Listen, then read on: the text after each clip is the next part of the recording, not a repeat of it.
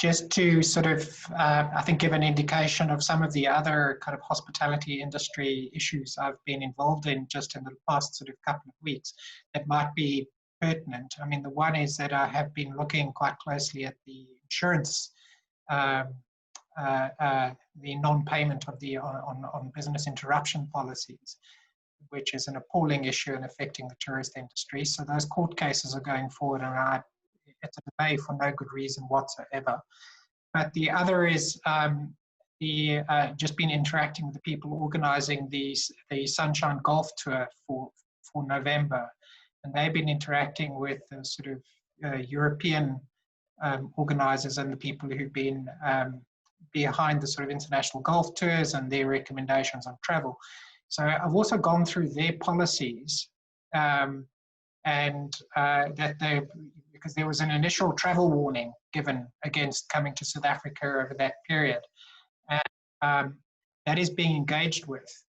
But it looks as though when you go through the protocols, there's really no risk to the people traveling on the tour. They're far more protected than sort of I am here. But some remarkable proposals on how to insulate people from any possible infection with daily tests and things like that. But a requirement to avoid the quarantine period, which is actually quite critical and will be an important feature of opening up, is the efficacy of the quarantine period. And I just want to begin, before I go through some of the data on some of these issues. I think a lot of the kind of overall mechanisms that have been considered to kind of protect contexts are a bit outdated and were introduced without a lot of thinking, because they're sort of almost traditional ways of dealing with the problem.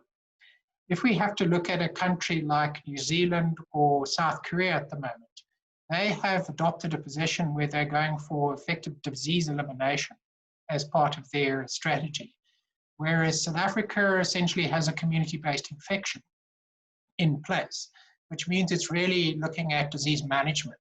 Kind of, it's not really looking at elimination. It's not feasible without a vaccine. So the issue is really managing the risk in an environment in which the epidemic is prevalent. So in a disease elimination approach, you try and prevent anybody coming into your country seeding the epidemic. That's what New Zealand and South Korea are kind of worrying about. So there they will worry about who's coming through their borders and quarantine periods and so on. In reality, if somebody comes through into the South African context and they're infected, it really doesn't matter, because it's the same as somebody coming from Benoni into Joburg and are positive. The issue is the epidemic's already seeded in South Africa. So the main issue is preventing super spreading.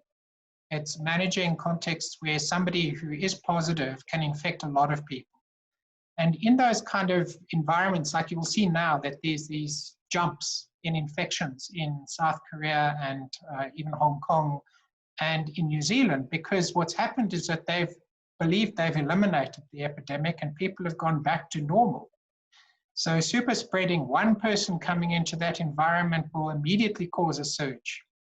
But if you're in a context where you accept that there are lots of people who are COVID positive wandering around, you're a lot more careful. And the whole idea is making sure that whoever is infected doesn't infect 20. And we're kind of seeing that at the moment in the trajectory in South Africa. So the main issue is, are you able to protect people in the context in which they are potentially at risk? And that's where we discussed it with the sort of the scientists as well. How risky is it to have people coming from other countries to South Africa? So there's a risk to South Africa of foreign travelers. We would argue that the risk is very low, that anybody from a foreign country is going to in any way impact on the domestic epidemic. They're not going to impact. So then the other issue is, are those people at risk from us? And that depends very much on how one is protecting the various contexts. So these are the different risks that would need to be managed and are internalized into the protocols that are formed. So that kind of communication to people who are traveling would be very important. So those are the first sort of some preliminary points. And then I want to kind of just go through where the epidemic kind of currently is, and to just and then make, I think, some comments on what I really think the inbound tourist industry needs to strongly lobby, because I think based on the previous conversation as well, and I'll sort of reiterate it here, I think that we are now shooting ourselves in the foot by keeping this industry closed. There's no public health reason for it to remain closed at this point. And I think that point was reiterated by the scientists at the meeting. Nobody there could think of any reason why this industry poses any greater risk being open than any other industry being open in South Africa at this point. I'll just share the screen. So just to note, I'm going through, I've got a kind of dashboard analysis of the epidemic, and I'll give sort of my indication of where I think things stand at this point, and where we might face sort of possible risks in the future and possibly not.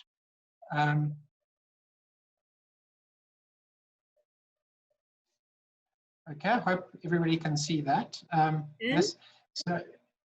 So this is just gives you the overall perspective by province. And I think we have to understand that this epidemic should not be looked at, and its trajectory should not be looked at a national level only. It has to be looked at the sub-epidemics happening within the different provinces, and they definitely have different characters.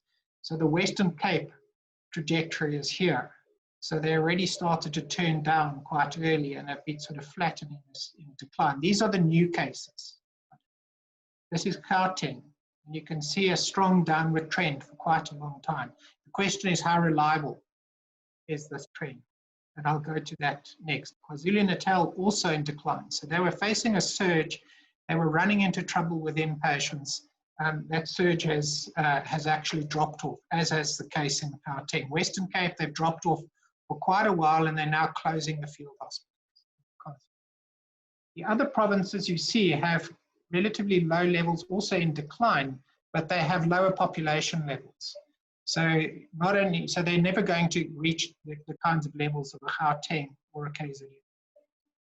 The next is an overview of the deaths. These are all 7-day moving averages. And so they are smooth, and there are inconsistencies in this data, which I'll show, because I've got a corrected mortality profile by province. But you can see that there's a downward trajectory in deaths, which is matching the downward trajectory in new cases. And so Gauteng, I think, is really important, because this is really most of our South Africa's epidemic is Gauteng. And KZN, KwaZulu-Natal is the purple line, and you can see they're also in decline. So Western Cape, the slow, steady decline. Western Cape, just to note, has the most reliable data. All of the other provinces have unreliable data, and I'll show you just how unreliable in terms of mortality information. But the question is that unreliable data giving us a false picture of what's going on? This is just the testing information. So you can see that the number of tests has gone into decline. So some people have said, oh, well, we're testing less, therefore that's creating the downward trend. That's not necessarily the case. The testing protocols in South Africa tend to test the people who are symptomatic presenting. And therefore, when fewer people are symptomatic and present, you will have fewer tests now. So if the testing strategy was a community-based strategy, it would be testing across the board. And you'd have a constant number of tests, and you would just have a lower positivity rate going forward. So this downward trend is actually reflecting fewer people asking for tests, presenting for tests. So it matches the downward trajectory in new cases.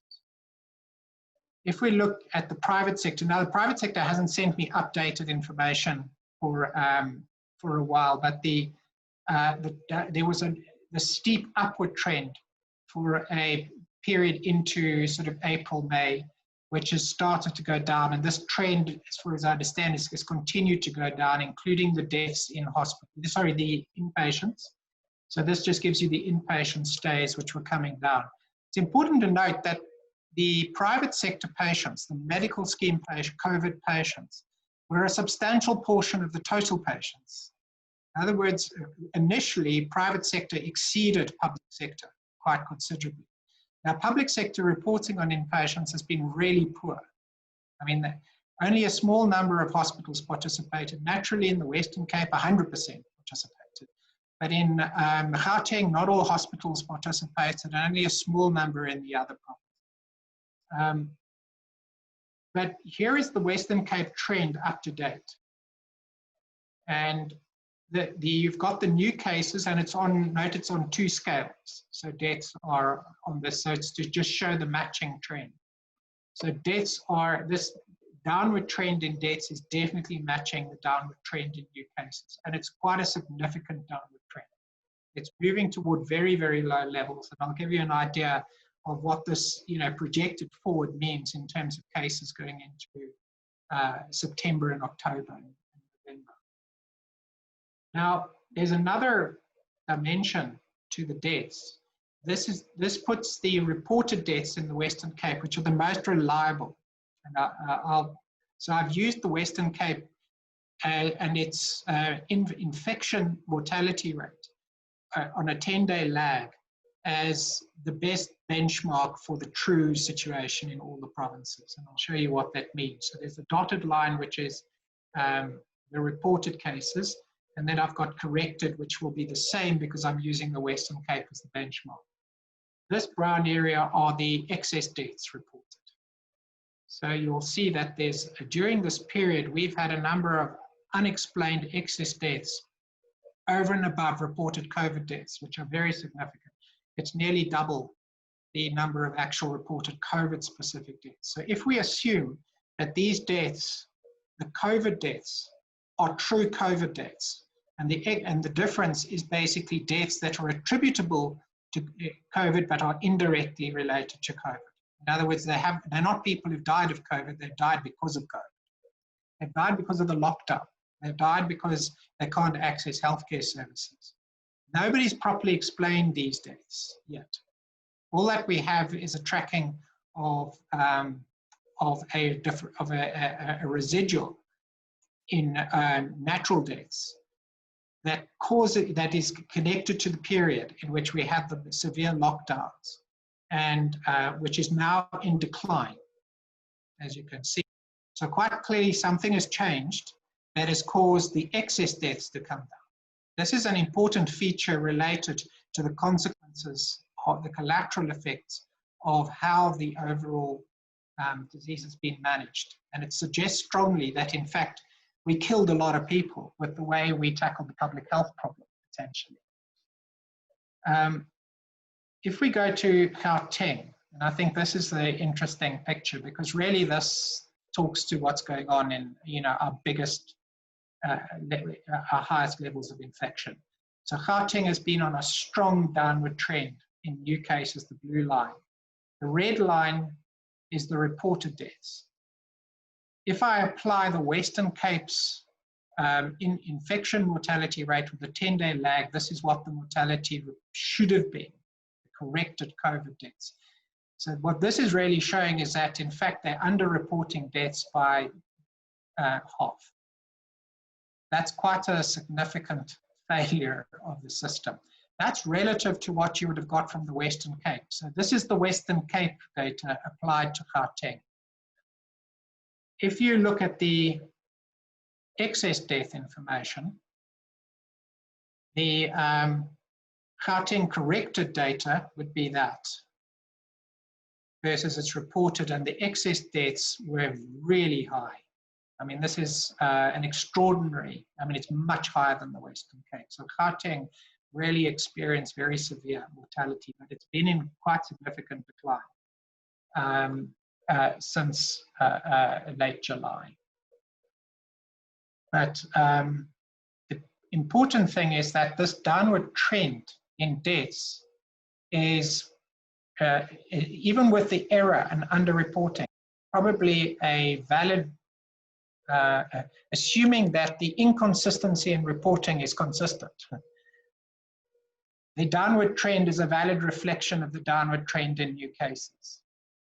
And we would have expected a downward trend based on these new cases, on the assumption that our testing in Gauteng is reasonably correct, which it probably, there will be problems with it, but there is no information to assume that the testing is wrong. Testing is also likely to be more accurate than the mortality data, because the mortality data is actually, you know, it goes into a bit of a, it's up to the treating doctor to attribute COVID to the person who's died, depending on where they've died. And if they have not put COVID on the death certificate, and they have not reported that death properly for the NRCD to collect, you're going to have an underreporting. So there's several levels at which you could have a problem with the reporting of death data. Whereas the test data is a test being done at both public and private facilities, in which the information is reported through the national notification process to the NRCD. And that information is probably much more accurate than mortality data. So I'll talk to this later. This gives you the Eastern Cape picture. And if you look at you can see a significant downward trend. Their testing has been appalling, but there is a very significant downward trend. There has been a reduction in inpatients in the Eastern Cape private and public sector. So it does look as though they have contained, or the epidemic is in decline there. But this mortality trend shows how odd their mortality reporting is. But their connected profile doesn't show that the magnitude is too different. But this gives you the excess deaths for Eastern Cape, which are much higher than, for instance, Gauteng as a ratio than in the other provinces. So Eastern Cape has been hit really bad. I mean, these are actual reported deaths, but they're on a decline. So these are lockdown deaths. So this is KwaZulu-Natal, also a steep downward trend, also underreporting of deaths, and their excess deaths were also a mountain, but also in decline. So Mpumalanga, not unexpectedly, the COVID mortality reporting is diabolical. And but it also looks like there's a significant downward trend. Obviously, they have the mines there as well, which pose a significant risk for super spreading. And their excess deaths were also very, very high in comparison to the reported COVID deaths, even corrected COVID deaths. So this is Northwest. Very poor potential reporting of deaths, but it is reflecting a downward trend. So also very severe. So these are much lower in terms of magnitude overall. So again, you're also seeing a downward trend in Limpopo and very significant excess deaths in Limpopo. Free State also a downward trend, and the excess deaths on a downward trend, and reasonably significant underreporting of deaths, COVID deaths. And Northern Cape finally also actually unusually reflecting a kind of a trend equivalent to the Western Capes, whereas you see the other provinces have this very steep downward trend. Western Cape has this much more graduated trend. So that's, if we had to kind of take this information and look at it, and I'm going to look at Gauteng. This is just an indication if we project it forward. Now this is an extrapolation, not using the model. The models are totally unreliable, and I would give them absolutely no weight whatsoever. But purely taking into account the trends that we're seeing now, this gives you a sort of an indication of what is likely to happen to the both the cases and the deaths up until the end of December. So you will see that in the case of Gauteng, by sort of October, we're reaching sort of relatively low levels, not completely eliminated. But by December, it should be at very, very low levels.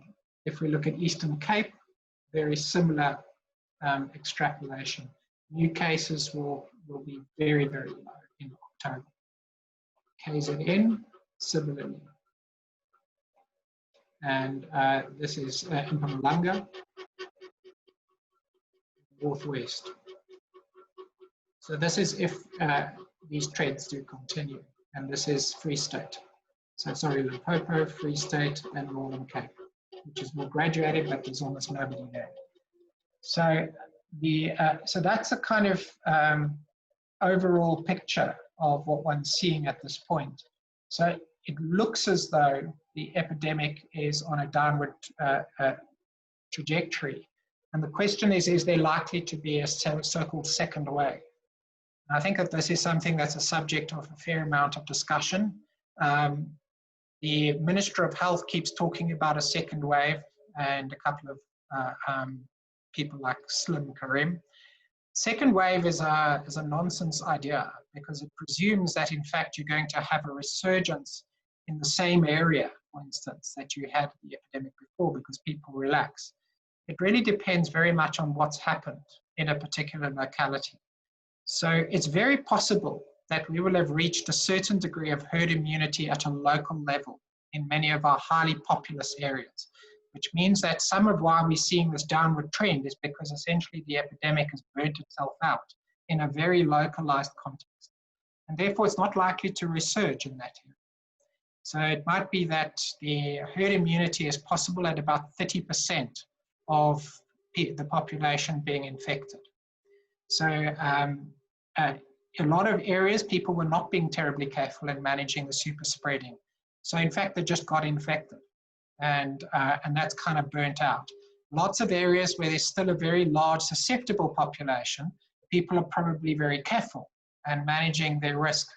So you've got these two contexts, ones where the epidemic has kind of burnt itself out, and the others where the epidemic is still very possible, but the risk is reduced because of how the context is managing its risk. So I think that between those two, we are seeing a decline in the epidemic. We will only get a resurgence if areas that are relatively populous with a very large residual susceptible population suddenly gets infected. But almost every area in South Africa was seeded. So all that will happen is in those areas if people become less careful, you will suddenly have the epidemic taking off a bit. So that's the kind of, so I don't think anybody really thinks it's going to be a so-called second wave. It's likely that we will see resurgence, we will see bubbling up as particular areas with a high susceptible population experience a number of super spreading if we back off from being careful.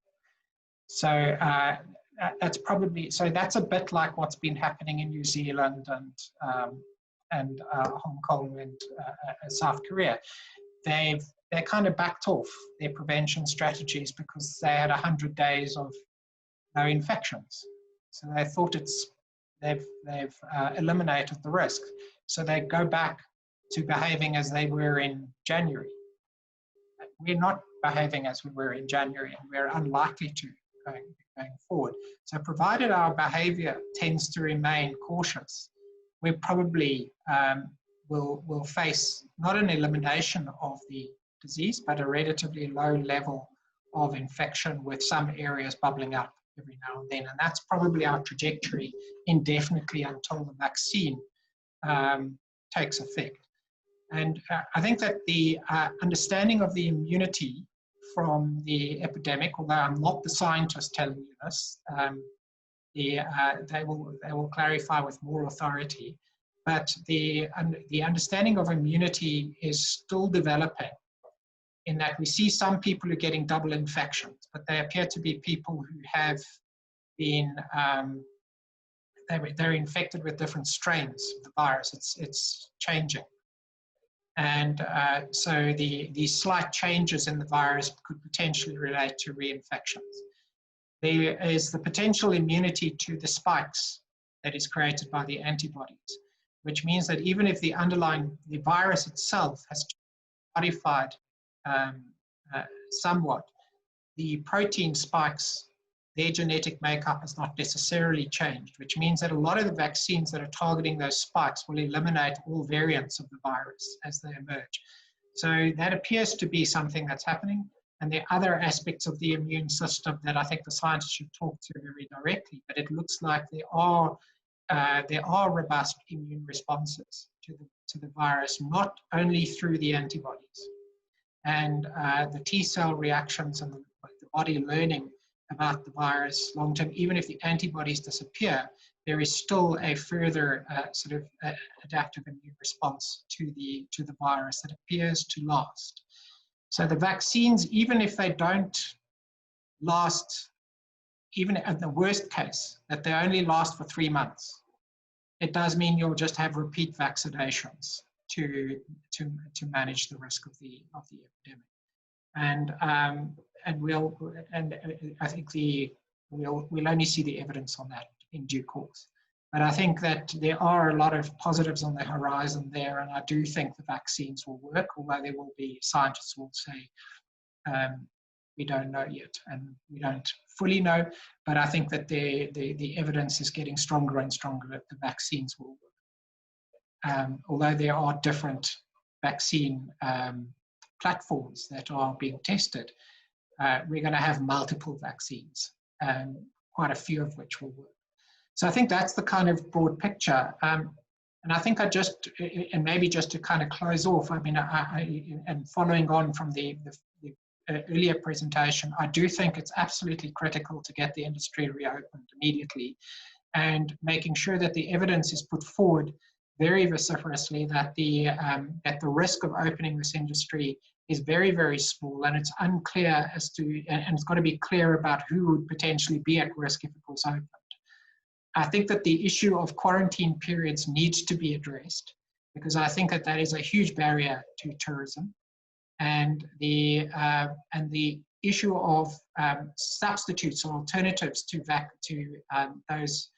quarantine periods needs to be looked at, and they're not necessarily necessary, but you're not going to be able to take my word for it. I think that the issue is that it's got to be that the people who can provide commentary on that and provide a systematic comment on that will be very important. But I think that this quarantine issue does need to be addressed. It's an old style prevention strategy, and it's a very disruptive one.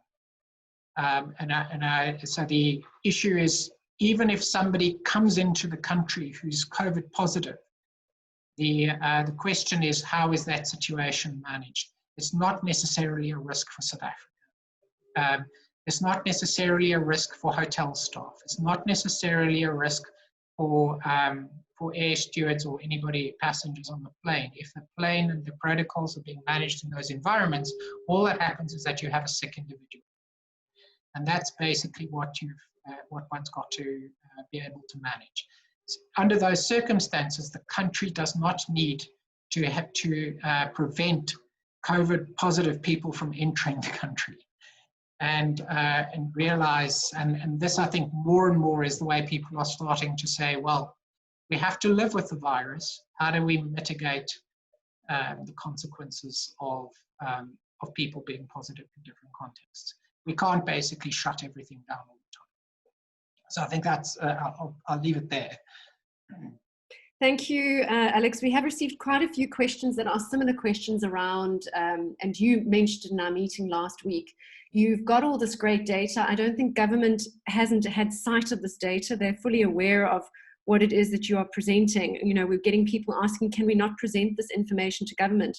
I think they have the information. The problem is a PR and a political issue. Do you want to just talk to that a little bit? Yeah, so I think government does have a fair amount of information. It's hiding quite a lot of information. It's something that I've been quite critical of, in that the underlying more granular information is being kept from research people for no good reason. So there is currently a PIRE application to extract that information from government, including the MAC advisories. It is worth noting that the MAC team itself has complained about not being given access to data. The MAC team has also provided a number of key advisories, which the government ignored, which means it's ignoring scientific advice in a number of cases without good reason. So that's part of the context. I think that what clearly does work is producing a good case and making it public. And that does seem to work. So I think it's something I've also discussed with David. I think that people react to that. I mean, when somebody puts out regulations about what when you can buy a T-shirt and you make them look ridiculous in public, it very soon disappears as a requirement. But I think in this case, putting the information out there is quite important in a way it can't be missed. But I think but the collation of the information and data and how it's interpreted is important, because what we're actually talking about here isn't just the data that I've just shown, because this data is known to everybody. It is the high-level publicly reported information.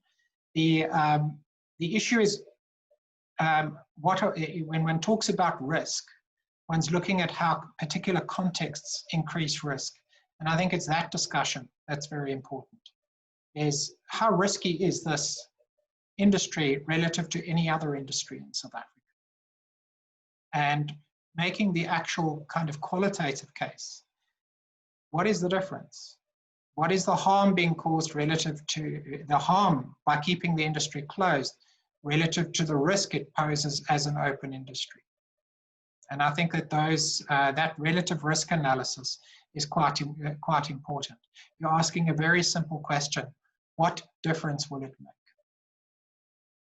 And I think that if the arguments are well laid out in that respect and clear, it becomes hard to defend keeping the industry closed. So if the graphs are moving in the right direction and we have such robust COVID protocols in place for tourism, which we really do, and the risk of importing new cases via international tourists is lower than the risk of local domestic tourists spreading the virus, how do we persuade the government to open up international tourism and commit to a date? Because, Alex, this is the problem. Our source markets, our airline partners are asking for a fixed date. Other than the kind of PR messaging, what else should we be doing? So the first issue is, I don't know if you've had feedback from government actors on why they're still keeping the industry closed. Because the one issue is making up the arguments, but the question is what is in their mind that they think is important to keep the industry closed? Have they got an idea, or have they just done it because they haven't really got around to thinking about it yet? So I do think that actually getting some sense of just how government is thinking about it is important. That's the one side. But as I said, I really don't believe in waiting for government all the time. The issue is to actually develop the arguments and start putting them out there very quickly, and the costs of keeping the industry closed for no good reason. I mean, these arguments were made for the tobacco and the alcohol industry very vociferously. Obviously, they were also made with court cases, which tends to help.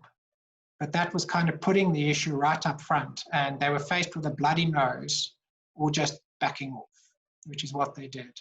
But they were very adamant about keeping those prohibitions in place for no good reason. The MAC advisories do not support keeping this closed. WHO does not recommend a prohibition on tobacco and alcohol. So they were doing this for other reasons. I don't know if there's another reason they're keeping the inbound industry closed. They might actually legitimately feel there's a risk. So it would be worth finding out. But as I said, there might be ways of forcing the issue rather than waiting. And I think that strategies that kind of put the issue right up there, I think are going to be critical. So I think that public communication, open webinars on the tourist industry, basically bringing people into the discussion very, very forcefully, asking these pertinent questions in a very public way is probably required. We've had a lot of industry stakeholders press us on taking it to the courts. What is your view on that? You know, so some people feel, well, you create permanent enemies when you go to court. My sense is that when you go to court, you force people to put up or shut up. And in this case, we've seen the industry, they couldn't hate the tobacco industry and the alcohol industry more. And yet they had to back off because they would have lost those cases. So the issue is that they've got the test in these court cases is on rationality and reasonableness when you're taking away the right to run a business, basically. So depending on how it's framed, the rationality argument would be to say, can you show a causal relationship between this particular shutdown and the objective of the Disaster Management Act? Prevention of something, prevention of COVID. So what's your evidence there for the continued prohibition? Now you'd have to show it. You can't just have some theory in your head. You must actually show that you've analyzed and thought about it. So that rational connection is one. The second is reason. Can you achieve this objective with doing less harm? Are there other ways of achieving the same objective? And these very basic questions, which derive from the Constitution, are worth asking on any policy. So when that was done systematically, certainly in the BATSA case, you can see they were going to lose that case because the rationality test was really borderline. There was no scientific evidence to show the connection between that and being able to prevent the number of severe cases of COVID. And I'll just give you one example, and this becomes important in looking at the appraisal of a policy, is that even if you gave up smoking today, the benefit would be 12 months from now. So if your crisis is now, how does a smoking prohibition that even stopped some people from smoking, let's say 12% of people stopped smoking. Of those 12%, they only represent a very small number of the total number of COVID positive cases who end up in hospital. And of those, they would only benefit from stopping smoking 12 months from now, not now. So the rational connection, that's the rational connection, is not there. The reasonableness test presumes that, in fact, it is rational. So let's say it is rational. Then is there a more reasonable way of achieving your objective than this very onerous intervention? So that's the second test. And then included in that case, I had a third test, which was the necessity test, which they argued had a high bar. So in this particular case, I would say those are three issues: rationality, reasonableness, necessity. Necessity points to why do we have it now? Why is it now in place? What need? Why is it so necessary?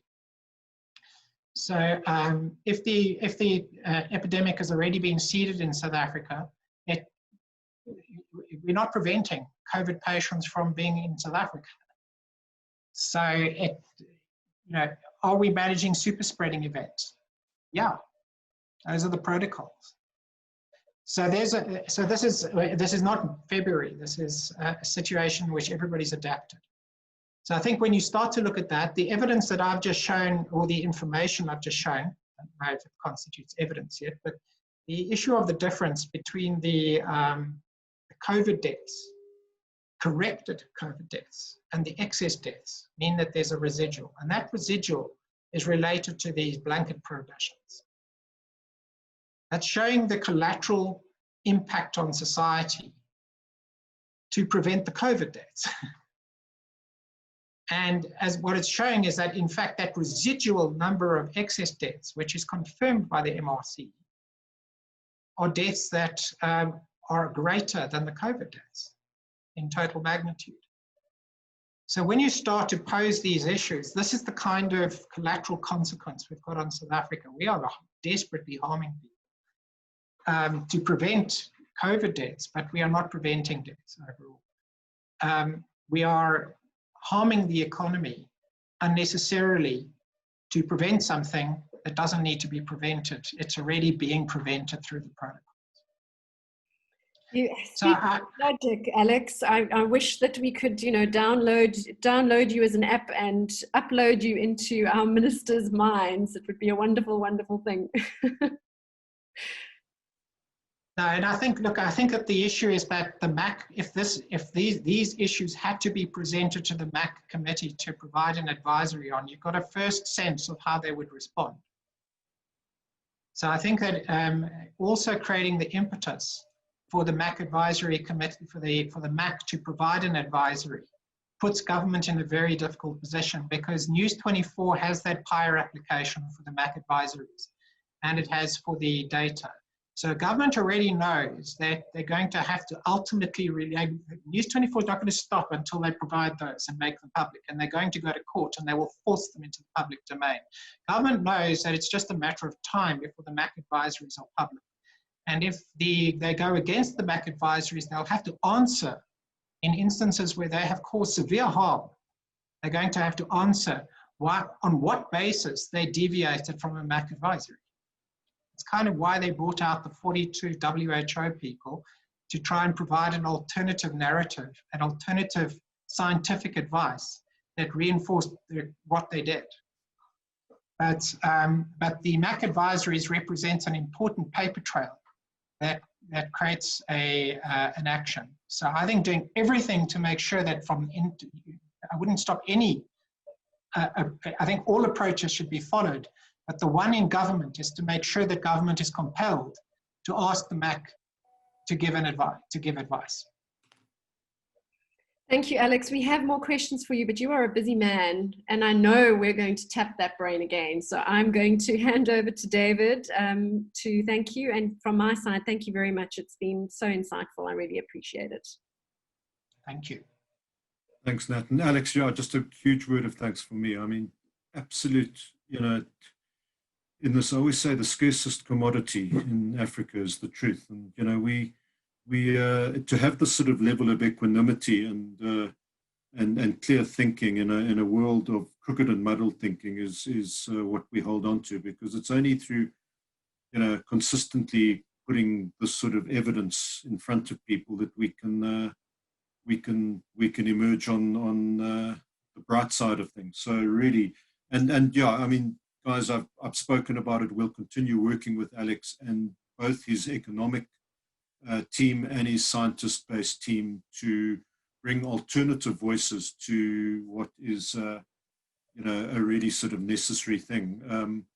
And just, perhaps just to end on a little voice of, levity. I mean, I may have sort of imparted this before, but to me, the funniest comment I heard in interaction in the whole thing was Max de Pree, who came in and when those pernicious bans on alcohol and tobacco, and he posted a tweet saying it's like living under the Taliban.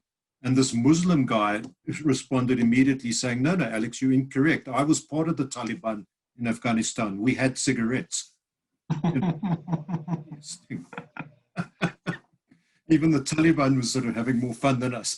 But Alex, great. And yeah, we're going to continue that work. We look forward to it. We had a great meeting with the British High Commissioner this morning. He's undertaken to pull in his counterparts of Holland, France, and Germany into a meeting maybe next week or so. And if you're available, we'd certainly love to have you in that scrum with us, because he's really on side in terms of what he can do and what his fellow ambassadors can do in terms of opening this up. So to have your sort of thought leadership in those conversations, and any of your team would really be great. So, but I'm going to buy you a drink and a dinner. We live around the corner from us in Joburg. So thanks, Alex. Really, really great to have you in our corner.